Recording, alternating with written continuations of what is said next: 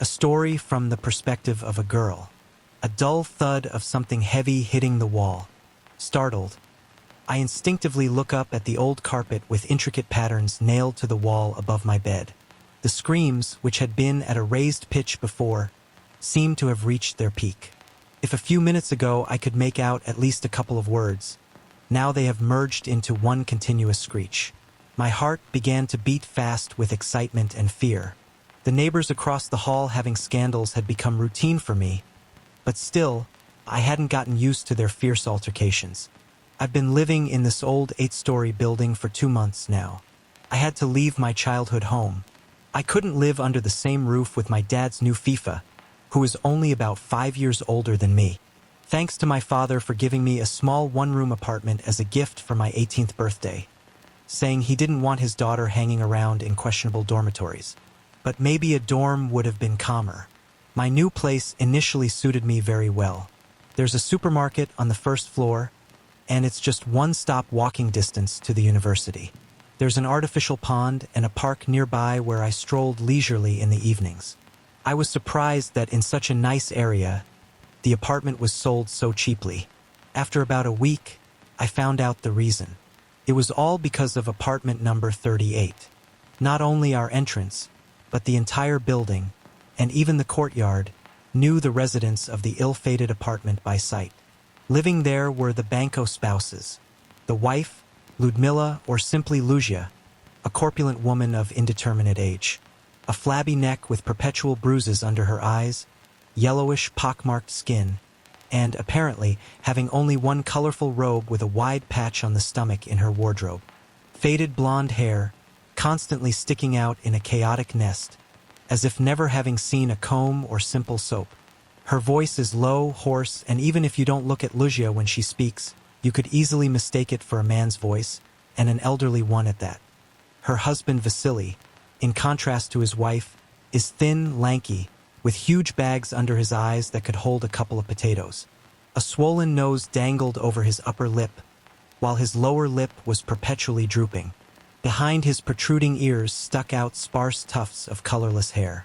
Unlike his wife, Vazia sometimes changed his greasy undershirt for a couple of other no-cleaner t-shirts. I first encountered Ludmila, or rather, discovered her lying near the entrance. Her robe was hitched up to her underwear, and there were fresh abrasions on her knees, which she apparently got from a fall. But the woman didn't care about anything. Wriggling on the dusty asphalt like an overturned turtle, she was mumbling something incoherently. "Madam, what's wrong with you?" I ran up to her, putting my grocery bag on the ground and throwing a disapproving glance towards the neighbor from the 3rd floor who was unloading bags from her car trunk. "Don't bother with her," the neighbor said loudly, slamming the trunk. "She's the local drunk. Her husband will come and sort it out." And indeed, a minute later, holding onto the wall with one hand, Vazia appeared from around the corner of the building. In his other hand, he clutched a crumpled black bag where glass bottles clinked. The man's head was trembling finely, his legs spread wide for balance. "Luzia," he croaked hoarsely. "Luzia, what are you doing there?" "Vasenka," his Luzia groaned, raising her hands. "Help me, dear," I fell. "God, when will you both drink yourselves to death?" The neighbor muttered, spitting at her feet, and opened the entrance door. I dashed in after her, not wanting to watch the Bankos altercation any further. Later, I saw them repeatedly lying in the yard, and once, leaving my apartment, I accidentally hit Vazia on the head with the door. He was peacefully curled up in a ball in the common vestibule, having created a whole sea of filth beneath himself. I would sometimes run into their guests in the stairwell, just like the owners of apartment 38.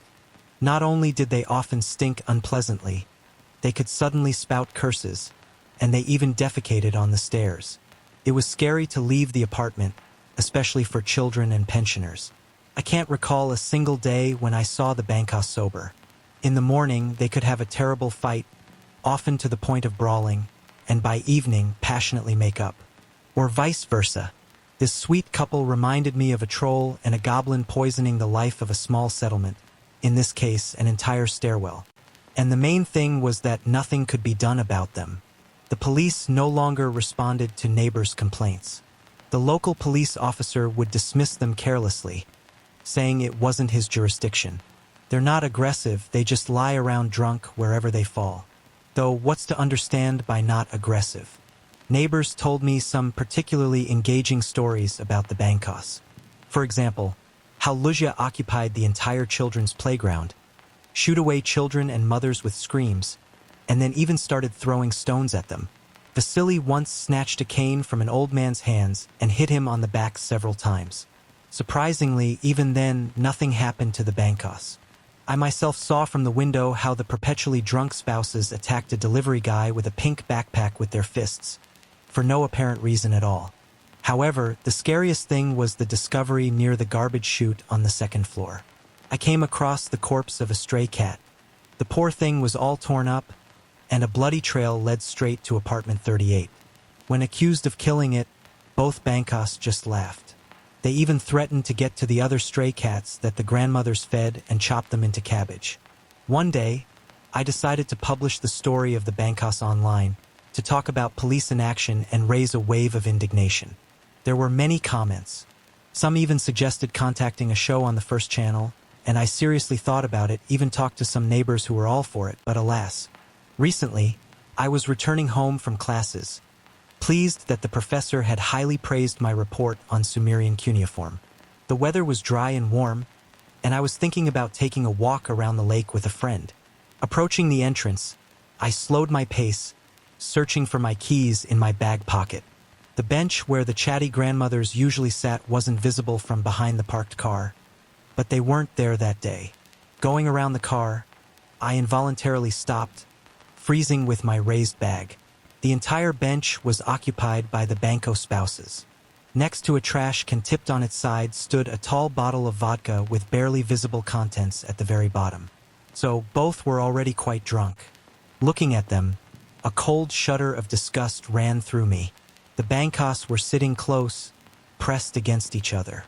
One of Luzia's legs, with patterns of bluish veins, was thrown over Vajia's thin knees. Her robe was unbuttoned almost to her navel, and her husband's right hand, having slipped under the thin fabric, was massaging his wife's fleshy breast. They were kissing passionately, smacking and slurping as if trying to eat each other's tongues.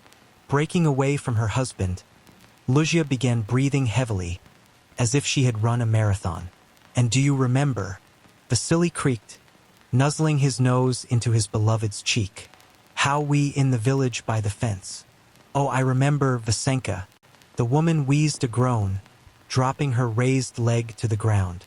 In its place, Luzia's hand slipped into Vasily's pants, stained with something dark, and began actively fumbling there. Banco groaned loudly with a growl. Nausea rose in my throat, and I came to my senses from the shock. Clenching the keys tightly in my hand, pricking my palm, I practically ran towards the door. Trying not to look at them, I poked the electronic key into the intercom lock and slipped into the semi-darkness. I exhaled, noticing I had unconsciously held my breath from outrage. I can't believe it. Right on the street, where there's a children's playground just 10 meters away from them.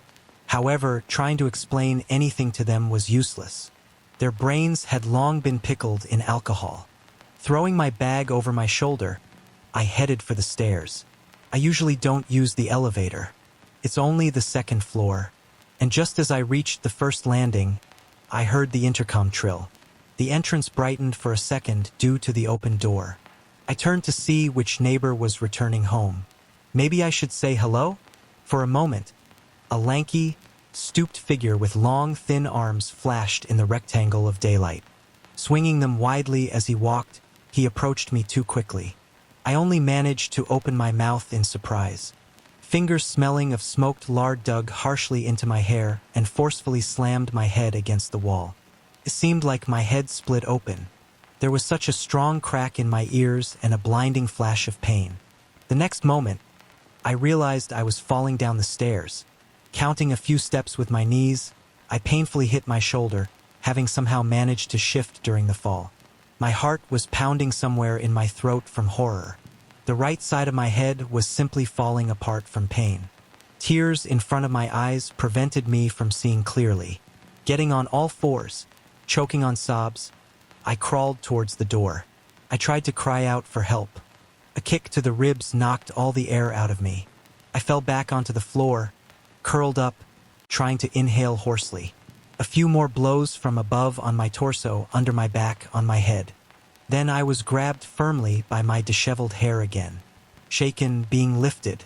My cheek, wet with tears, touched foul-smelling breath.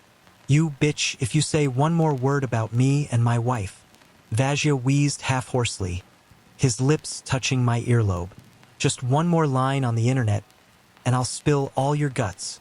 He said something else, something about my eyes, my mouth, and my genitals, what he would do to them if I didn't delete all the posts about his family. Everything was muddled in my head, but I caught the gist. He was directly threatening to kill me. I nodded several times, assuring him I would delete everything right away. Finally, he spat right in my face and went back to the courtyard. And I sat on the dirty floor for a long time, weeping hysterically. My whole body ached, especially my head. I carefully felt it, checking if there was any blood. I barely made it to my apartment. I couldn't get the key in the lock the first time and, without undressing, collapsed on the sofa. This was the worst day of my life. Despite the terrible headache and burning in my chest, I didn't go to the hospital. I was afraid to stick my nose out of the house, especially since I could hear the Bangkok's hoarse voices under the windows, as if they were just waiting for me to appear. I lay at home on a pile of pills for 2 days. I could have called an ambulance, but I was afraid the crazy drunk neighbors would attack me and the medics. I hoped I would feel better soon. Waking up this morning, I didn't understand if I felt better or worse. My head was buzzing, throbbing with a tight pain, especially where it had hit the wall. I moved around the apartment with difficulty, holding onto the wall, and couldn't straighten my back due to a sharp pain in my side. Well, if it's just a bad bruise and not a fracture. Having swallowed painkillers, I collapsed on the sofa with my phone. While texting with the head of our study group, the first scream came from behind the wall, making me almost drop my phone. The yelling made my head hurt again and my heart beat frighteningly. And now the neighbors' altercation has been going on for about an hour, sometimes quieting down. Then the screaming starts again. How much longer can this be tolerated? My empty stomach growled grumpily. I need to get up, cook something, especially since some pills shouldn't be taken on an empty stomach. Clutching my torso with my right hand and clenching my teeth tightly to keep from groaning, I slowly sat up, swinging my legs to the floor. Gripping the hard armrest, I got up from the sofa, unable to suppress a dull roar from a short flash of pain under my left breast. It made my vision darken for a moment. To the non-stop banging on the wall and truly pig-like screeching, I hobbled to the kitchen. I should have bought earplugs long ago, they did advise it. Opening the refrigerator, I grimaced in annoyance. It's only been a couple of days since I went shopping, and there's already nothing to eat. Only a bag of milk, a bottle of kefir, a couple of canned jars my friend brought me, and some spoiled salad. This definitely won't fill me up. Okay, I'll have to risk it. I need to order delivery. I can only hope the Bangkos won't attack the courier again. I definitely can't walk to the store myself, and my face is terrible after the beating, pale with black circles under my eyes. So I look like a panda. It's somehow embarrassing to go out in public. While waiting for the delivery, I was glad the Bangkos had finally shut up. They weren't in the yard, and the bench was, as usual, occupied by elderly neighbors. Probably, the neighbors from number 38 made up and passed out in a drunken stupor. Then it would definitely be quiet until evening. About 20 minutes after ordering, the intercom trilled melodiously. I immediately picked up the receiver because I was pacing the hallway waiting for the courier. I turned the stiff lock, pushed the front door open, and flinched in surprise. The old wooden door to the Bangkos apartment was wide open. In their apartment and the common hallway, there was a drawn-out silence. Only the elevator rattling as it worked could be heard. Why are the neighbors' door open? Did one of them run away or something? Or did something happen? Curiosity overcame my fear of the Bangkos, and I took a cautious step forward, stepping over the threshold. Letting go of my doorknob, I leaned forward a little, craning my neck. The first thing that caught my eye and instantly sent a wave of goosebumps down my spine was a smeared handprint on the door, large splashes on the faded wallpaper in the hallway, and a puddle spread on the dirty linoleum. Blood. That was definitely blood. I knew the Bangkos regularly fought, broke each other's noses and lips, bit and scratched. But where was all this blood from? There was too much of it. I started trembling finally. My head throbbed with pain again, but I still took a couple more steps forward, leveling with the entrance to the terrible apartment. A smeared trail from the bloody puddle in the hallway stretched to the kitchen. I could see the table, cluttered with bottles and plates with leftover snacks, a window without curtains, with a cracked diagonal pane, an overturned stool with a scattering of broken dishes around it. Next to the stool were Luzia's bare feet and the hem of her robe. Her heels were stained with blood. It seemed she had been dragged from the front door to the kitchen. As much as I disliked Luzia, she was a living person. She needed help. Clutching the zipper on my home sweater with trembling fingers, I opened my mouth slightly to quietly call out to the woman. And I froze like that, wondering if I should. What if Vazia was home? He'd attack me too. And as if reading my thoughts, Vasily appeared in the kitchen. He came out from behind the wall, stepped over his wife as if she were a lifeless log, and froze in the doorway. The light from the window fell on his back, so I couldn't really see the man's face, but it seemed his eyes were burning ominously in the semi-darkness. In the silence, I heard his hoarse, gurgling breathing, like that of a winded horse. The white undershirt on the neighbor's chest was all wet and red. In his right hand, he clutched the long handle of an axe, and in his left, I pressed my palm to my mouth. He was firmly holding the head of his wife by her disheveled hair. Her face was disfigured by a diagonal axe blow that had crushed her nose. Her right eye was swollen shut with a bloody mess. Her left eye bulged from its socket, and a swollen tongue hung out of her mouth. There was a tangible, hot alarm in my brain. I need to run urgently. I need to quickly lock myself in my apartment, lock all the locks, but I seemed rooted to the spot. My legs went numb, and I stood there, breathing rapidly, feeling hot tears running down my cheeks. I screamed at myself mentally, "Run, you fool! Run!" But I couldn't move myself. Vasily made a strange guttural sound and, swinging widely, threw Luzia's head right at me across the hallway. It flew as if in slow motion, tumbling in the air, its tongue swaying. Then I came to my senses. I screamed as loud as my lungs allowed, covered myself with my hands from the impact. The head hit my elbows not too hard and fell to the floor with a squelch. Without looking at it, I rushed to my door, a sharp pain shooting through my side from the sudden movements. My head spun either from the injury or from unimaginable horror. Jumping over the threshold, I managed to grab the crooked doorknob with both hands. An acute, burning pain slashed across my left shoulder blade. I cried out, falling to my knees from weakened, buckling legs. Warm streams ran down my back. My sweater immediately became wet and stuck to my skin. I turned around, without loosening my grip on the doorknob, and saw Vasily above me. His eyes burned with insane fury. Foam appeared at the corners of his twisted mouth. He raised the axe over his head for a blow. They say that before death, a person's whole life flashes before their eyes. But I simply thought about my father. How upset he would be when he found out about me. Something green and square heavily collided with Vazia with a crash. Losing his balance, the neighbor stepped to the side and leaned his back against the vertical water pipe. A bulky courier backpack thudded onto the floor between us. A guy in an equally bright jacket grabbed me under the arms and easily pulled me into the apartment. Vasily roared, just like a bear, and lunged at us. The courier slammed the door right in his face, putting all his weight against it. The neighbor screamed even louder. His right arm up to the shoulder managed to squeeze through the gap. It waved its curled fingers in the air. It grabbed the tarpaulin fabric of the courier's jacket and crawled higher.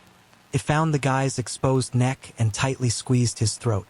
The guy inhaled hoarsely. The door under him shuddered. The gap between it and the frame widened.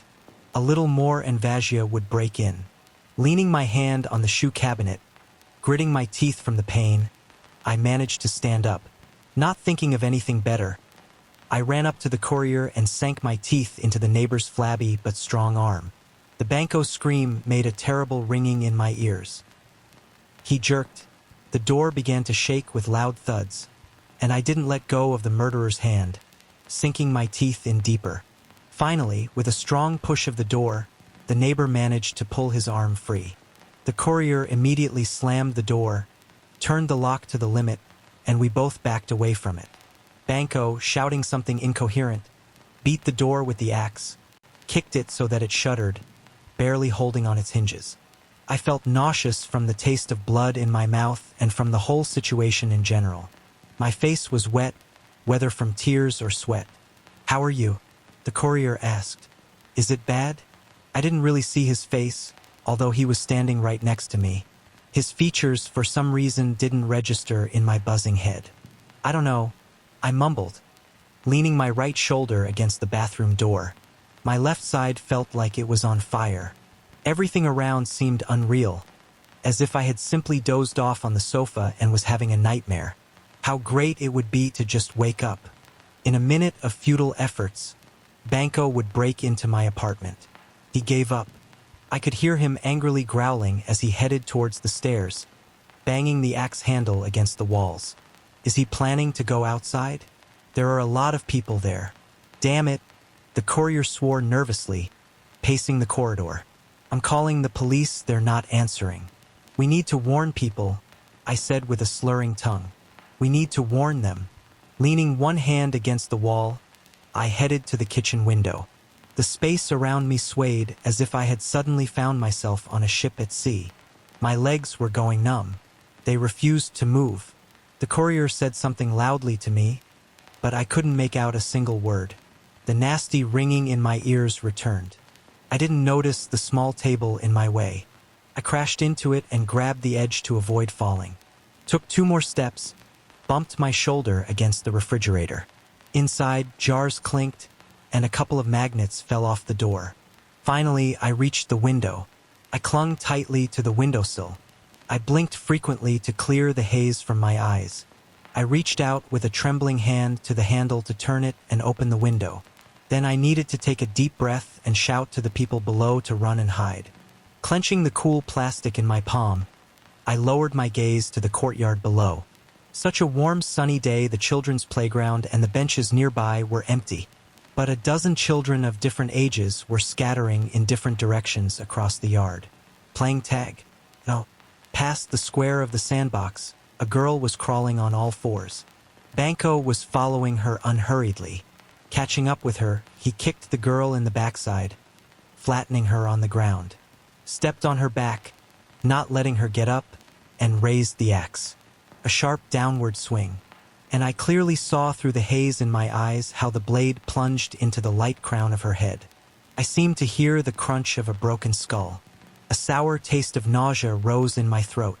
My legs weakened, gave way, and I collapsed onto my knees, helplessly clutching the windowsill. My fingers still slipped from the smooth surface, but I was prevented from falling to the floor by someone else's hands, catching me under my back in time. However, my consciousness still plunged into blackness. I woke up in the hospital the next morning. My head pulsed with pain in time with the heavy beats of my heart. The bright room swam before my eyes.